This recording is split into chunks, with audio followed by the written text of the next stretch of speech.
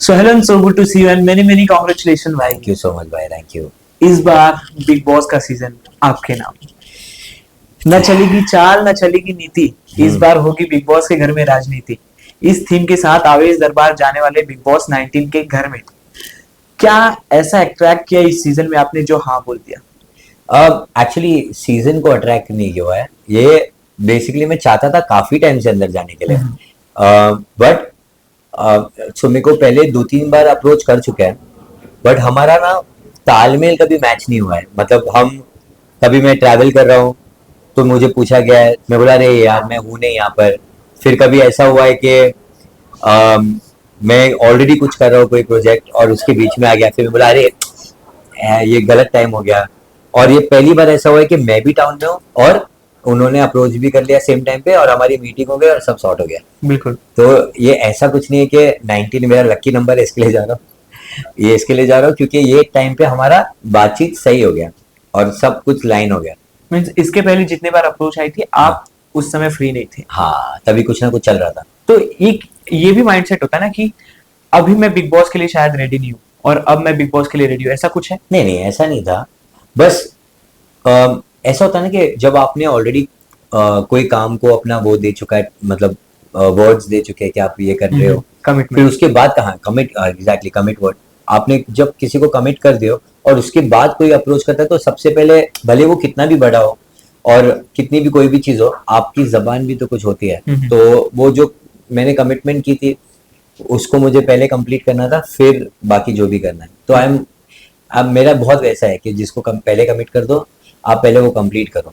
Big boss word सुन के सबसे पहले आपके दिमाग में क्या आता है और जब आपको ये ऑफर हुआ क्या चला सबसे पहले दिमाग में? बिग हाँ बॉस तुरंत आपने बोला? नहीं नहीं नहीं, पहले पहले जब अप्रोच किया था स्टार्टिंग में, तो मैं ऐसे था, मैं क्या करूँगा वहां पर, क्या हो सकता है, क्या पॉसिबिलिटी है। फिर मैं ऐसा था कि क्यों डर रहा हूँ मैं, क्योंकि मैं एज अ पर्सन इतना वो हुई नहीं कि मुझे नेगेटिव अप्रोच करना है और जाके लड़ना है। जाके मैं अपने जैसा हूँ वैसा भी रह सकता हूँ, मैं लोगों को नॉर्मली एंटरटेन कर सकता हूँ क्योंकि मैं ऑलरेडी इतने टाइम से करता आ रहा हूँ।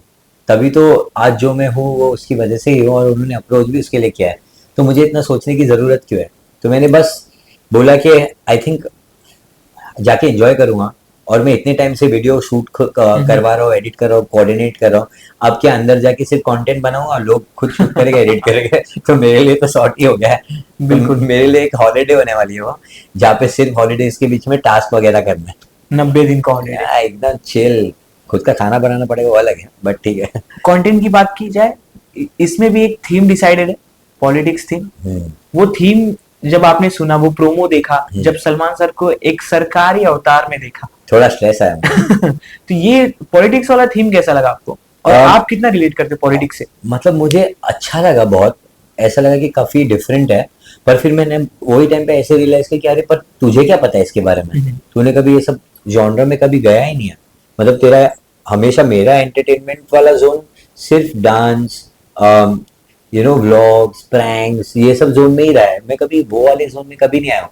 पर फिर मैंने ऐसे सोचा, तो क्या हो गया, जब मैंने कंटेंट क्रिएशन चालू भी किया था, मैंने डांस से चालू किया था, बाकी सब तो था ही नहीं। तो जब वो सब कर सकता हूँ तो ये भी ट्राई कर सकता हूँ, एक्सपीरियंस है, यू नो कुछ कुछ चीजें सीखने मिल जाएगी मुझे, क्योंकि मेरे को उसके बारे में नॉलेज ही नहीं है। अब ये मेरे लिए एक नया, एक अलग ही लर्निंग जोन होने वाला है, तो मैं उसके लिए एक्साइटेड हूँ। आपका जिस तरीके से आप प्रोफेशन है, आप कोरियोग्राफर हो, अच्छे डांसर हो, कंटेंट क्रिएटर हो, आपके कंटेंट में एक स्टोरी टेलिंग होती है, लोग समझते हैं आप क्या बोलना चाहते हो, क्या दर्शाना चाहते हो। घर के अंदर भी कैमरास तो होंगे पर वो स्क्रिप्ट, वो कंटेंट नहीं होगा, आपको रियल रहना पड़ेगा। अरे इनफैक्ट वो तो मजा आने वाली है। बस तो वो स्ट्रैटेजी क्या है आपके दिमाग में, क्या सोच के जा रहे हो? देखो मेरा वो स्ट्रैटेजी नहीं है, इनफैक्ट वो उनके लिए एक बीटीएस टाइप होगा कि अगर मैं कुछ सोच भी रहा हूँ कोई आइडिया के लिए, एग्जीक्यूट करने के लिए, तो उनको स्क्रैच से दिखेगा, उनको पहले से ही दिख के आएगा कि ओ ऐसे सोचता है ये, अच्छा ऐसे प्लान करता है ये। तो जैसे अगर कोई टास्क होगा अंदर, तो वहां पे बैठ के डिस्कशन होगा ना, अगर टीम्स वगैरह में होगा, तो उनको पता चलेगा कि ओके ये स्क्रिप्ट कोई और नहीं, ये खुद करते हैं, तो हर प्लानिंग भी ये खुद करता है। तो वो सब मुझे दिखाना है कि हम एज अ पर्सन कैसे प्लान करते चीज है, क्या होती है बिहाइंड द सीन्स, क्या है हम, क्योंकि मैं ना कभी भी ना व्लॉग्स वगैरह भी नहीं किया, तो उनको मेरा रियल पर्सनालिटी पता नहीं है क्या, और मैंने किया भी हो तो बहुत कम किया हूँ, जिनसे उनको थोड़ा बहुत ही पता चलेगा कि हाँ फैमिली वाला इंसान है और हैप्पी को लकी है, बट प्रॉब्लम आती है तो कैसा है वो नहीं पता, तो वो साइड भी देखने मिल जाएगा एक। तो उसके लिए मैं आधे से ज्यादा ऑडियंस को दिखाने जा रहा हूँ कि मैं हूँ कौन, मेरी पर्सनैलिटी क्या है, मेन वो है। और हम लोगों ने और आपके फैंस ने जब से आपको फॉलो किया, आपको एकदम प्यारा सॉफ्ट स्पोकन एकदम हंसता खेलता आवेश दरबार पाया। बट बिग बॉस का घर एक ऐसा घर है जहां आपको ऐसा उकसा दिया जाता है कि झगड़ो, लड़ाई करो, कांधे पे झगड़ा करो, काम पे झगड़ा करो, तो वो चीज कैसे आप हैंडल करो? मैं ट्राई एंड कोशिश करूंगा कि उन लोगों को ये बताऊंगा कि हर टाइम झगड़ा करना जरूरी नहीं है, क्योंकि अगर आपको एंटरटेन करना ही है तो एंटरटेनमेंट करने के तरीके बहुत सारे हैं, और अगर झगड़ा हो भी जाता है वो नेचुरल अगर हो कोई चीज को लेके कि किसी की बात बुरी हो गई और वो वैसे हो जाता है, तो आई थिंक वो कोई प्लानिंग नहीं होती है, तो आपको ऑडियंस को भी दिख के आता है कि हाँ ये जेन्युइन लफड़ा हुआ है, और उसके बाद क्या होता है, उन लोग कैसे मेंट करते हैं, क्या चीजें होती है, तो आई थिंक वो भी देखने के लिए लोग एक्साइटेड ही रहेंगे कि इन लोग झगड़े में आप बाद में कैसे सॉर्ट करते हैं, क्या करते हैं, क्या नहीं करते हैं। अब मेरा तो बहुत क्लियर है कि मैं एक ऐसी पर्सनालिटी हूँ कि मैं लड़ाई में इतना बिलीव नहीं करता हूँ, बट टास्क वगैरह जब होते हैं मैं बहुत ऐसे कंपेटिटिव हूँ, तो मेरे वो बिहेवियर को ऐसा मत ले लेना नेगेटिव वे में कि हमेशा लड़ता ही रहता है, बस वो लाउड हूँ मैं गेम के टाइम पे, बिकॉज होना भी पड़ता है, आप वहाँ पे कंपटीशन करने गए हो, थोड़ी ना लोरी सुनाने जा रहे हो। लाउड नहीं रहोगे तो फिर दबा दिया एग्जैक्टली, हाँ एग्जैक्टली सही बोले आपने, कि अगर आप लाउड नहीं रहोगे, आप अपने वो नहीं रखोगे, वॉइस नहीं रखोगे, तो लोगों को लगेगा कि आप डरे हुए हो या आपको गेम समझ ही नहीं आ रहा है या आप क्या करने आए हो, वो फिर वो सब आपके नैरेटिव सेट होने चालू हो जाते हैं। बट बेसिकली आपका मोटिव यही है कि आपकी रियल पर्सनैलिटी जो है वो सभी ऑडियंस को पता चले। बस बट इस पे मेरा ये सवाल आता है कि आप अपने आप को एकदम अच्छे से जानते हो, अच्छे से पहचानते हो, तो ये ऑडियंस जो आपको बाद में देखेगी घर में जाने के बाद, जो अभी देख रही जब आप घर में हो, तो आप उस ऑडियंस को क्या बताना चाहते हो कि आवेश दरबार एज अ एंगर वो कैसे है और एज अ मेच्योर आवेश दरबार कैसे, अगर डिफरेंस करना हो?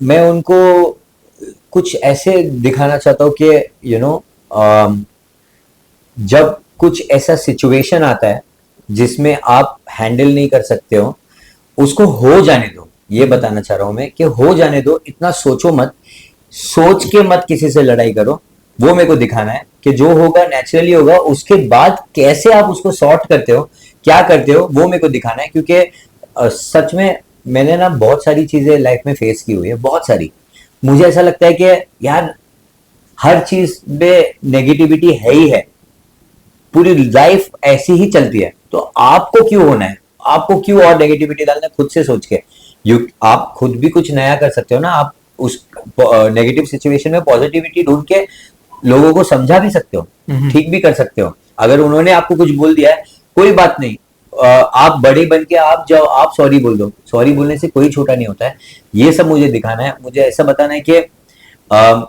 चीजें अलग वे में भी हो सकती है, एंटरटेनमेंट अलग तरीके से भी हो सकता है, तो मेरे को वो सारी चीजें बतानी है उनको। So go with the flow वाला, go with the flow, no planning. So जैसे ही मतलब मैं एज अ पर्सन, मेरे फैमिली सब लोग बिग बॉस के बहुत बड़े फैन हैं, जैसे पता चला कि आवेश दरबार का इंटरव्यू में मैंने बताया तो उन्होंने यही चीज कहा कि आवेश के तो घर पे ही बिग बॉस की ट्रॉफी है, तो वो ट्रॉफी का कितना ज्यादा प्रेशर है कि एक ट्रॉफी तो आ चुकी है भाभी के द्वारा, अब मेरी बारी। देखो क्या है ना, ये ट्रॉफी का नहीं है लेना देना, ना ही कोई इंसान का लेना देना है, ये मेरा खुद का है, वो क्या है मैं आपको बताता हूँ। सो मैं ना हमेशा से एक ऐसा इंसान हूँ जो कोई भी चीज करता है ना उसमें 100% देना बिलीव करता हूँ। तो मैंने जब फॉर एग्जाम्पल जब मैंने डांस से चालू किया, तो उसमें मैंने डांस से पहले मेरे डैड ने मेरे को म्यूजिक में डाला था, तो मुझे करना नहीं था, पर मैं अगर वो चालू कर दिया हो तो मेरे को उसमें भी 100% देना था। तो मैंने जब उसका एग्जाम दिया था तो आई स्कोर्ड 87 आउट ऑफ 100 वो एग्जाम के अंदर, जो मेरा इंटरेस्ट ही नहीं था। फिर मैंने मेरे डैड को बोला कि मैं म्यूजिक में हूं नहीं, मुझे अब अपनी जर्नी ट्राई करने दो, तो मैं सब छोड़ छाड़ के निकल गया, डांस में लग गया। जब मैं डांस में गया वहां पे 100% दिया, वहां पे मैंने बहुत प्यारी ऑडियंस कमाया, बेस्ट था वो।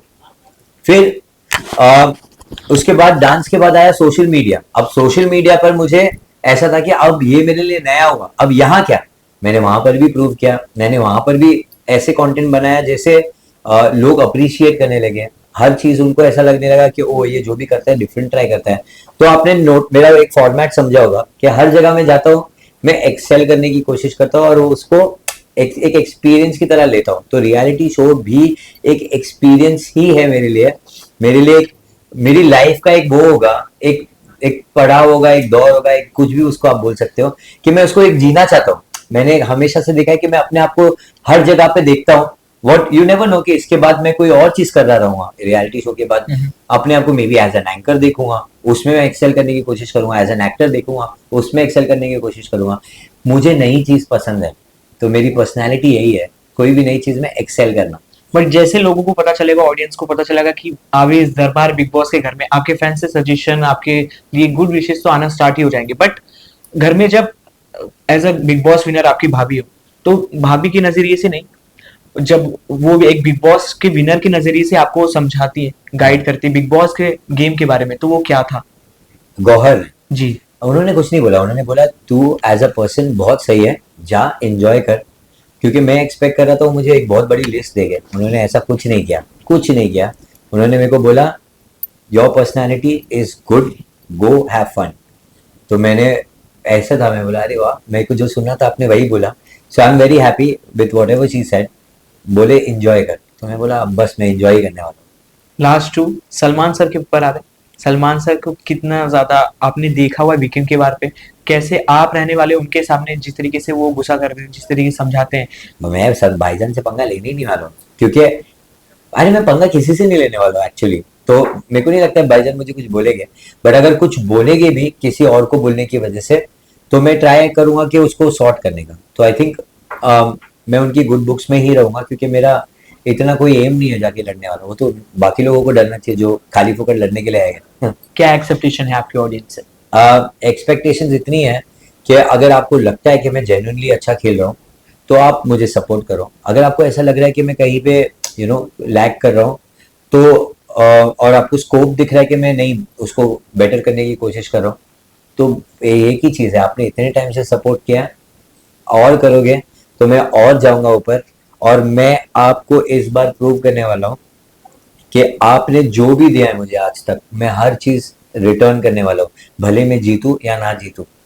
ये शो के बाद मैं जो भी मिला आपसे मैं रिटर्न करना चाहूंगा। वो आपको बताना नहीं चाहता हूँ मैं, एज अ सरप्राइज है वो। बट एक हिंट दे देता हूँ कि मैं एक ऐसा शो टाइप करना चाहता हूँ जहाँ पर हर चीज रिलेटेड होगी फैंस के लिए।